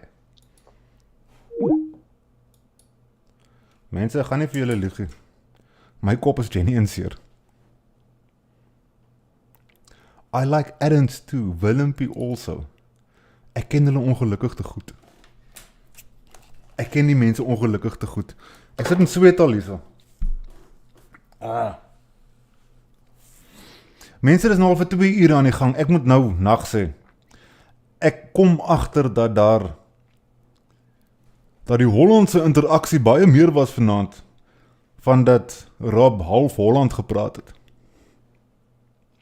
En ek dink ek gaan dit net daar so los. Ek het niks meer om te sê nie. Ek gaan tog wel in die Discord wees net hierna. So as julle dalk nog daar nog nonsens wil kom praat, dan kan julle daar kom praat. Ambrosius en Robertus, goeie uitsending. Het was my een genoegen. Een goeie naweek allemaal. Baie dankie Ron van Raymond. Klipkop kort 'n grandpa. Wees mense, dan gaan ek dit net daar so los. Ek wil vir julle baie dankie sê dat julle ingeskakel het. Daar is absoluut geen skaamte daarin om jou kop uit jou gat te trek nie. En dit is altyd volhard en hou koers.